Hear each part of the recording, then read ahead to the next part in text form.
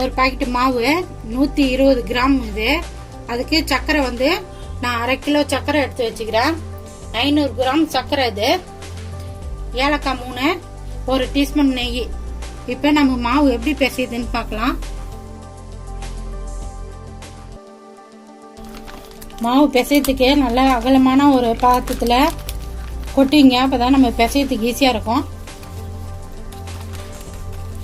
தண்ணி அப்படியே ஊற்றி பிசையக்கூடாது, தெளிச்சு தான் பிசையணும். சப்பாத்தி மாவு மாதிரி ரொம்ப ஆடா பிசையக்கூடாது, நல்லா சாஃப்டாக பிசையணும். நம்ம தண்ணி தெளிச்சிக்கலாம்,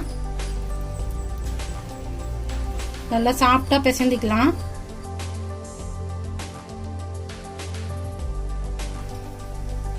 மாவு நல்லா சாஃப்டாக நம்ம பிசைஞ்சாச்சு.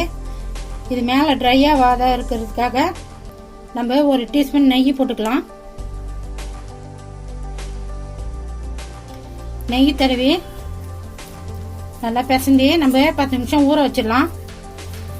ஊற வச்சுட்டு அதுக்கு பிற்பாடு நம்ம சின்ன சின்ன பாலாக நம்ம பிடிச்சிக்கலாம்.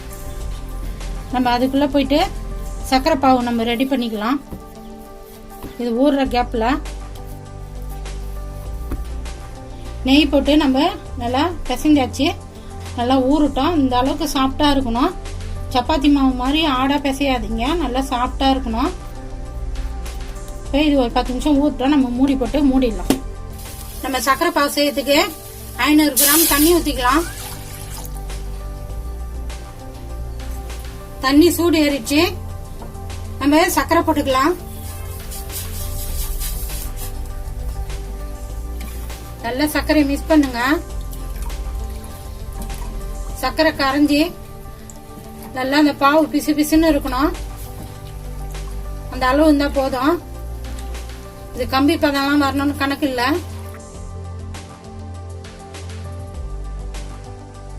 நம்ம வெளியில வாங்கி கொடுக்காம வீட்டிலேயே பசங்களுக்கு செஞ்சு தரலாம்.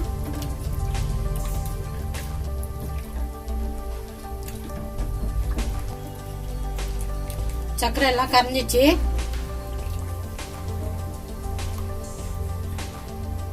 தொட்டு பாருங்க, இந்த மாதிரி பிசு பிசுன்னு இருக்கணும். நம்ம ஏலக்காய் பவுடர் போட்டுக்கலாம். நான் ஏலக்காய் நுணுக்கி போட்டுக்கிறேன்.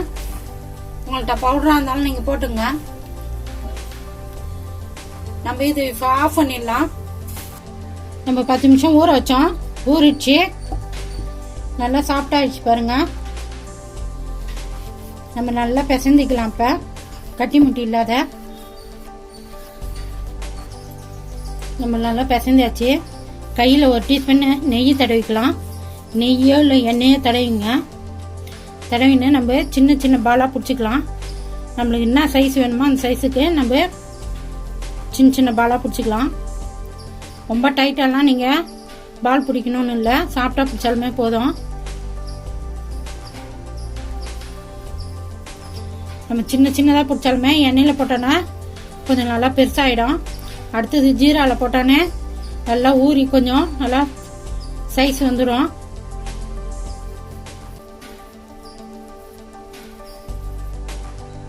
நம்ம சின்ன சின்ன பாலாக நம்ம பிடிச்சி வச்சாச்சு. எனக்கு 35 பால் வந்துருக்கு. இப்போ நம்ம இதை எண்ணெயில் போட்டு பொரிச்சு எடுத்துன்னு வந்துடலாம்.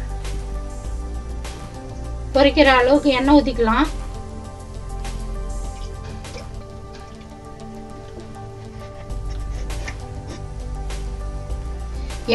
எண்ணெய் வந்து மிதமான சூடாக தான் இருக்கணும்.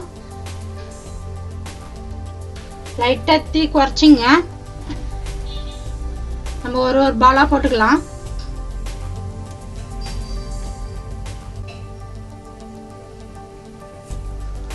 பால் நல்லா முழுகிற அளவுக்கு எண்ணெய் வைக்கணும்.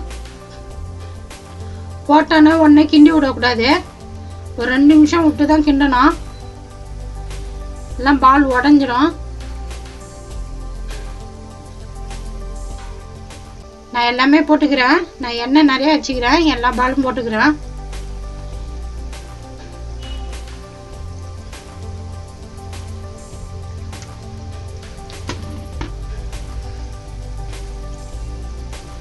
மிதமான தீயில வச்சு நம்ம செஞ்சாதான் உள்ள மாவு வேகும்.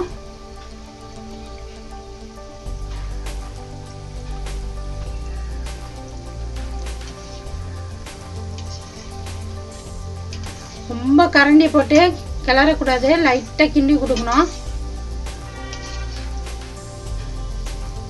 எல்லாம் அழகாக மேலே வந்துடுச்சு பாருங்க.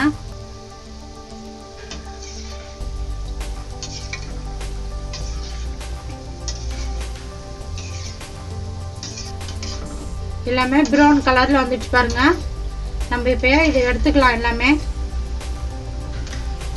நல்லா எண்ணெய் எடுத்துட்டு எடுங்க. நம்ம எடுத்து ஒரு தட்டில் வச்சுக்கலாம். கொஞ்சம் சூடு ஆறின பிறகு நம்ம ஜீராவில் போட்டுக்கலாம்.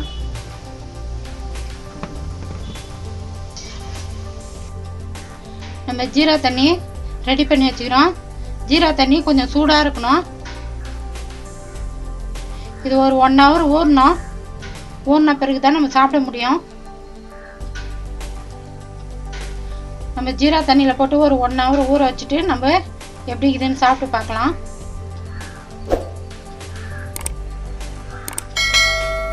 நம்ம குலாப் ஜாம் செஞ்சோம், ரெடி ஆகி போச்சு. ஜீராவில் ஊற வச்சோம், 1 hour ஊறிடுச்சு.